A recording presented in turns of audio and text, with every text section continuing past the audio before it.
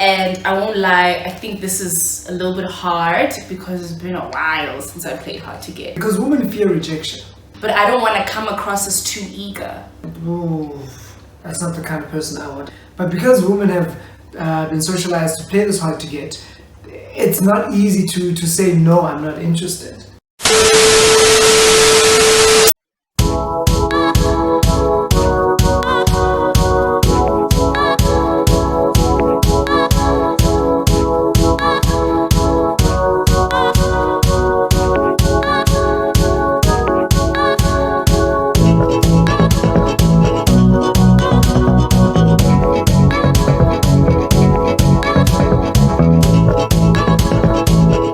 Yes, welcome guys, welcome to episode 2 of The Red Leather.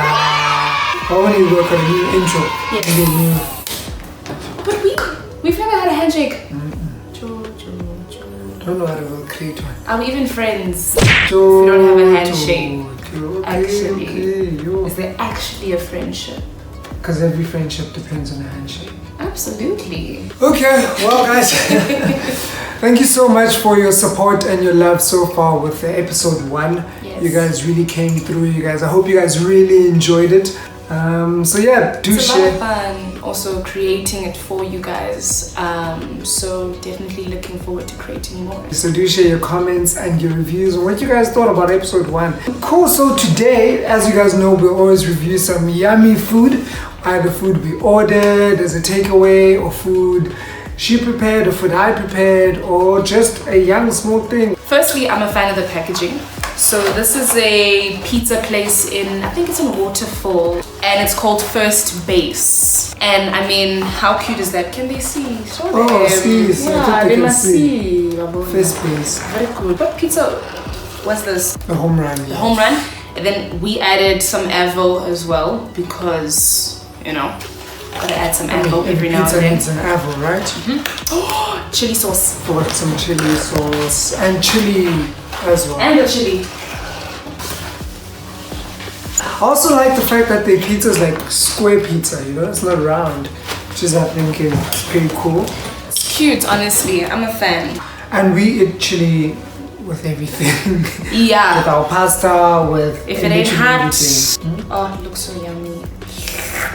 Oh. Aibo. Do the right thing, do the right thing. So this is the chili that honestly does it for me. We've been having this chili for quite some time. And no, Nando's didn't pay for this. No, neither did First Base, but we are open to collaborations. There we go. Alrighty. Oh, Konja, you eat pizza in that weird way. Guys, for your pizzas, right? Oh no, here Which we go. side do you start to eat it from, right? Here we I go. get it.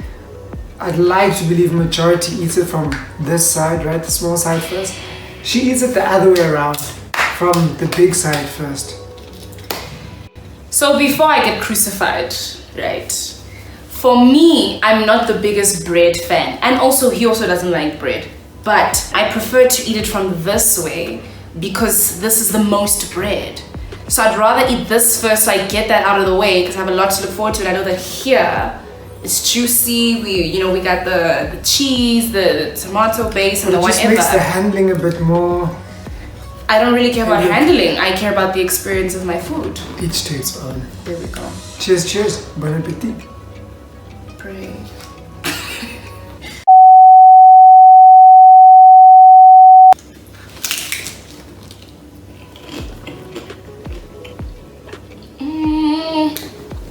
So I'm a fan of pepper juice. Love pepper juice. I also like that the base is actually not thick. Yeah. You know? No, thick base is not real pizza. And I'm definitely adding a lot of your favorite pizza joints. If you're getting thick base, baby, it's not a real pizza. It's really good. I like it. It's not the best at First Base, you're right. Out of 5. I think all in all, it's nice. It could be a bit better. Almost a 4. Let me say 3.8. For me, it's a 3. I definitely recommend First Base pizza. I don't know if this is the first pizza I'd recommend. It's a good pizza, but I think it's a safe pizza, and I generally I look at the menu and I go for what have I not eaten before. That's what I go for on the menu. You once suggested this pizza that has cranberries on it. It's actually fire. No, it's fire. I won't lie, it's good. He's always wanting to try new things. And for me, it's like, okay, but this worked the last time, let's just do it. And you'll be like, this is life, this. Why are we here, most? This time, let's do this one. I'm like, bruh. Okay, so we need to talk about our little friend up here, right? We asked you for some suggestions on his name. And I think we're at a place right now where we want to give, like, whoever comes up with the best name, we're going to give that person a prize. At episode 5, we will choose the official name for our friend over here. Yeah. So please do continue on each episode and comment and suggest all the names. We'll be going through them. I saw Fundo_Matiba. Shout out to you. You have dubbed him Skumbuzo. I like that. I think Skumbuzo. It looks like a Skumbuzo. Yeah, that's cool. Yeah, that's cool. The winner is gonna get whatever we're eating that day.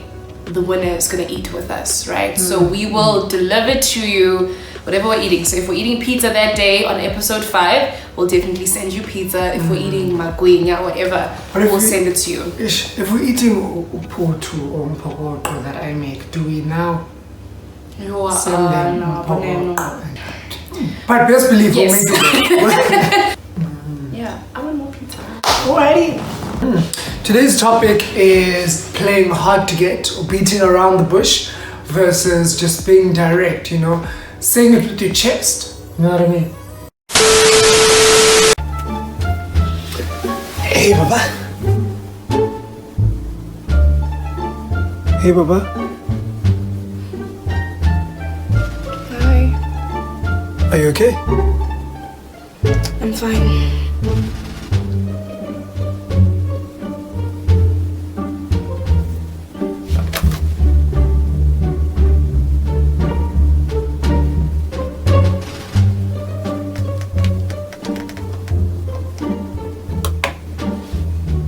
She is not fine.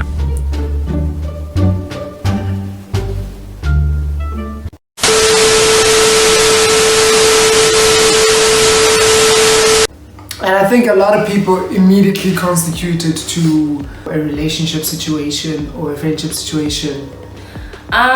So firstly, let me try to define from a woman's point of view what is hard to get.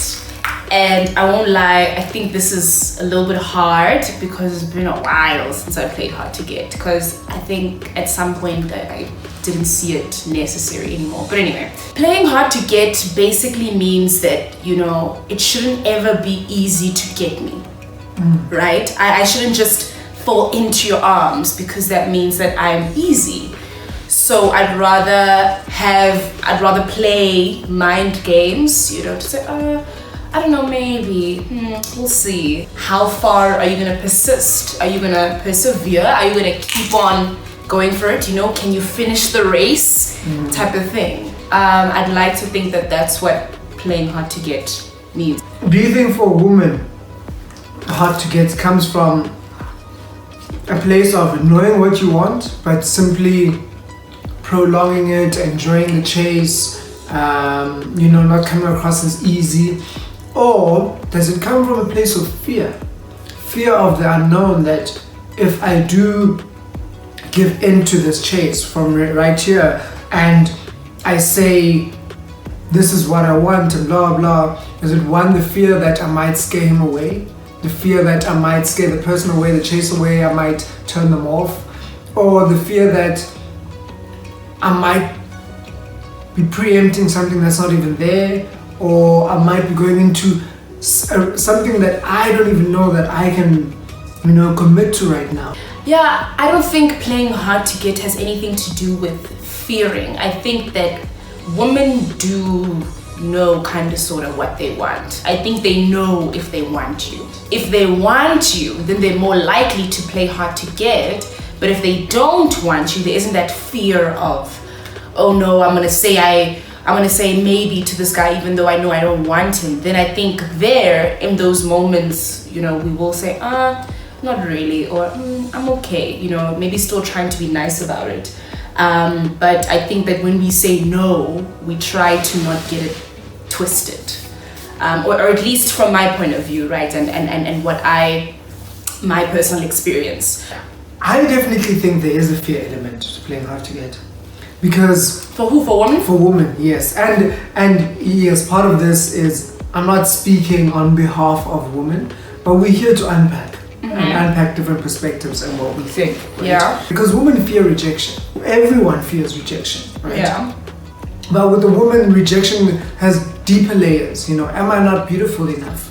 Well, you know, all of those kind of layers come to unpack. And so when a woman gets to a guy who might have shown interest, and she immediately goes, yeah, cool, I want this. This is what I want in the man. This is no. Women fear the rejection from the guy going, oh, she's coming in way too strong. You know, or, oh, that's not the kind of person I want. I want a woman who's going to want the chase and a woman who's going to be feminine. There's a fine line of being independent and coming across as masculine, right? Or too dominating to the man. And I guess also men need to revisit the element of fearing an independent woman and fearing a dominant woman, but which is a different topic for another day. But I think that element, it does happen sometimes, and so they'd rather play and allow the steering wheel to be in the man's court under the pretense of you need to take charge. Playing hard to get is when someone is pursuing you to say, hey, this is what I want. It is a man already taking charge, and then a woman just not seeming too eager. That's what playing hard to get is. So I don't think, for me at least, playing hard to get and saying, oh, maybe it has anything to do with me being afraid to get rejected. This guy is saying he's trying to pursue me, so I'm not going to get rejected. If playing hard to get was solely based on men initiating and therefore the woman then kind of bringing spice into things and prolonging it or whatever, then the blurred line of no and consent wouldn't be there, right? Because what ends up happening in consent, in some instances, people think that a no or a or a here and here is just a hard to get, right?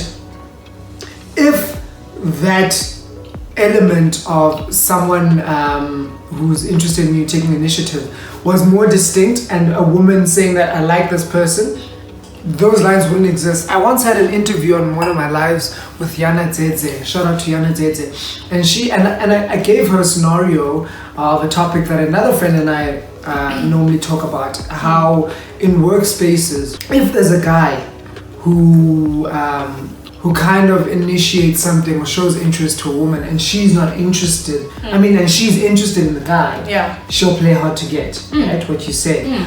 But if there's a guy who's interested in her and she's not interested, maybe it's not her type or whatever, then she most likely will file for sexual harassment, right? And that guy was probably seeing her as someone who's playing hard to get, so he's leaving her notes, he's leaving her a bunch of flowers and all that kind of stuff, which for her eventually she finds creepy. Whereas this guy's just like, I'm trying to make an effort.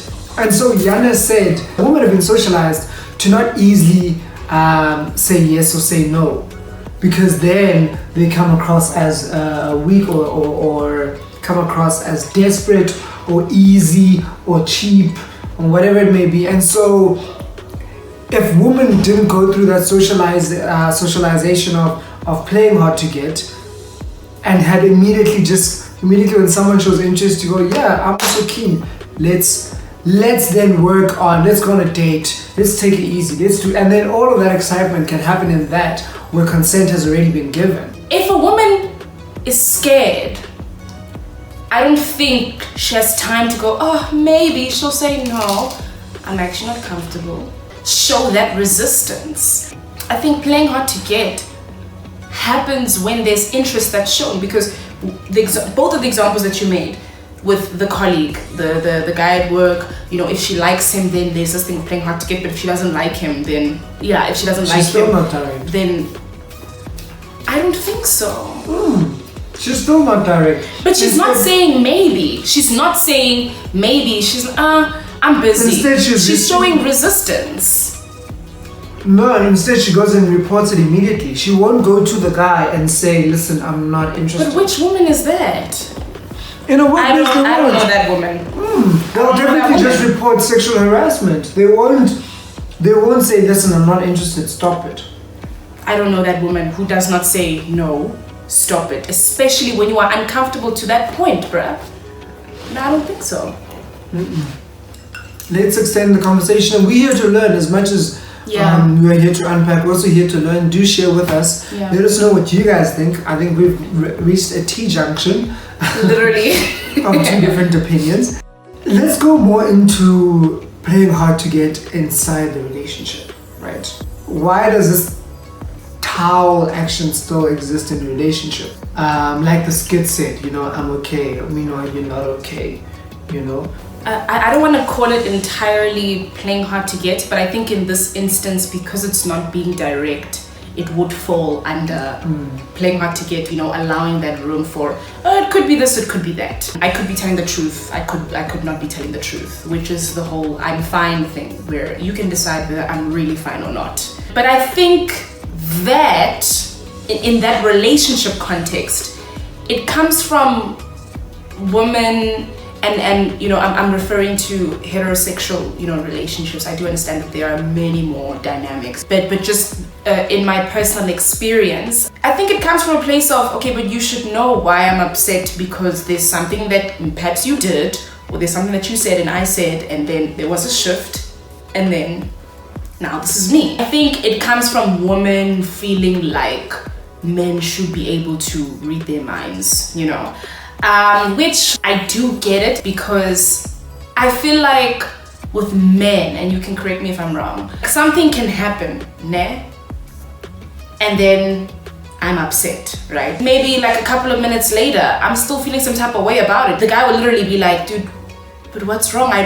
Because I don't know, there isn't that thing of, oh, that's what made you upset. It's almost like we've also been told as women that you should try to tell that guy everything, because they can't put two and two together, like as women. So we put two and two together like this. Whereas for men, I think men are very simple. So it's like, if you didn't say that wasn't okay, I'm not going to know that was okay. I think men are very, and of course, guys, we generalize. You might hear something and you're like, well, that's not me. But that's the point of this, so that the conversation is initiated. Yeah. And then you can continue and say, but I'm this person and I think like this, I think we as men have a bit of a linear approach to certain things, right? Everything. I think. Certain things. Okay. Like you said, if you didn't say this, didn't sit well with me, I'm not okay with this. Us as men, it's like, how am I supposed to smell, or how am I supposed to, read your mind? And yes, part of it is based on knowing each other and knowing what hurts and knowing what doesn't hurt. But sometimes how we had said that certain thing, or how that certain thing was done, we were not coming from a place of hurt, and therefore for us, it did not register that this thing might have hurt you. We linear. I was literally talking about, how this couch is red. I like red. Maybe I had mentioned that my ex looks great in a red dress. And now I say, cheapers, I love red. And for you, immediately takes as the partner that, oh, okay, so he still thinks about his ex and the red dress. And what? I was just talking about the fact that I like things in red. I think for women, it's just about the fact that we pay attention more than men. I'm open for a debate or discussion, but I genuinely believe that we pay more attention. If there was that thing, you'd be able to see, oh shit, but this happened, and now she's like this. Dude, let's sit down. Was it that? For me, sometimes I cannot fathom like how it's not with regards to this red situation that you're talking about. Because this red situation, yes, she should have definitely said, oh, that made me feel uncomfortable because you said the other day that your ex looks good in red. At least communicate that, voice that. If it's a situation where, let's say for example, I poured you this, fine, then I pour the juice and then you say, no, but I didn't want this one. You know, I don't like the apricot juice. And I'm like, you know, then my mood changes. Then it's like for men, they can't put that and that together. My mood has changed, and then maybe like 5 minutes later, 10 minutes later, I'm not really talking.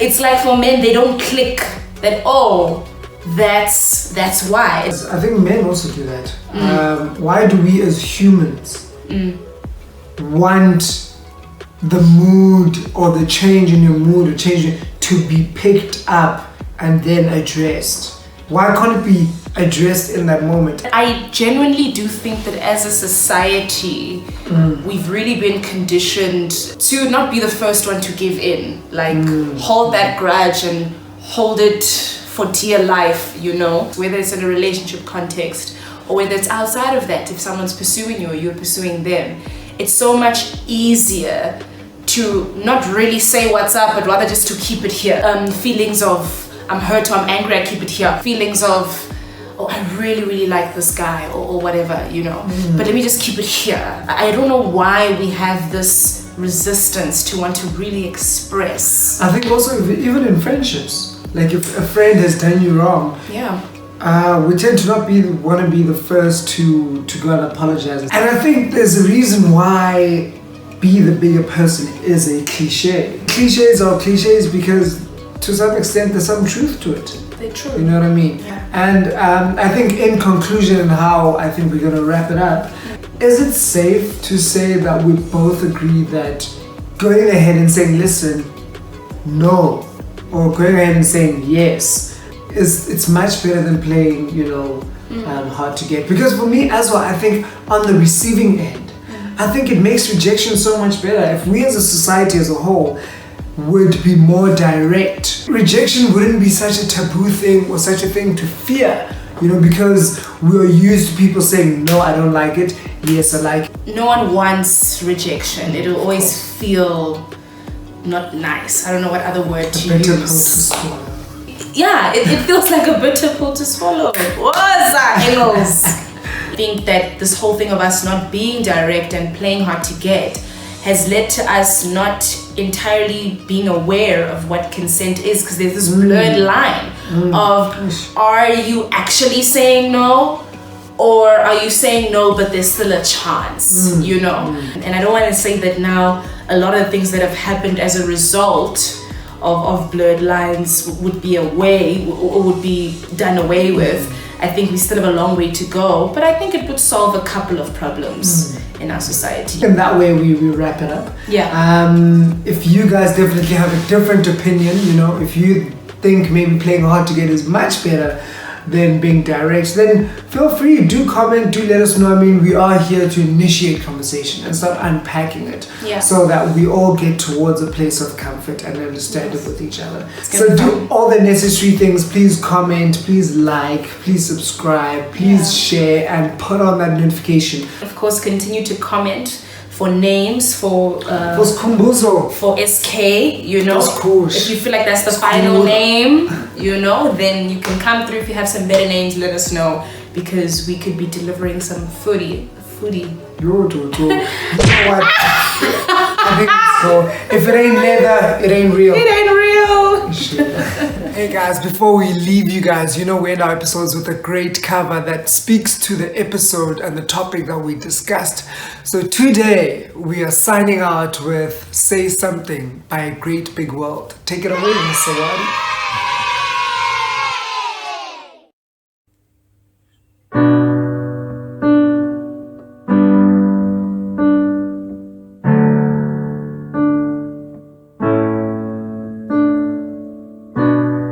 Say something, I'm giving up on you.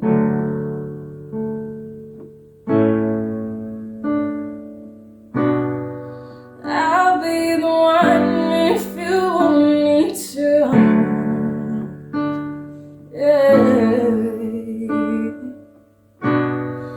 Anywhere I would have followed you.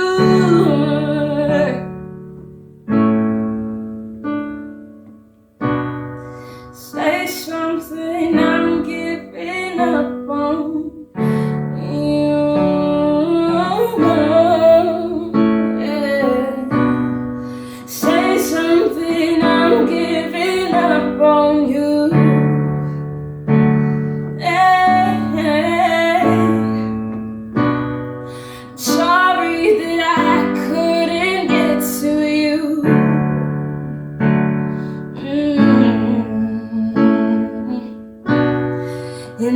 anywhere else.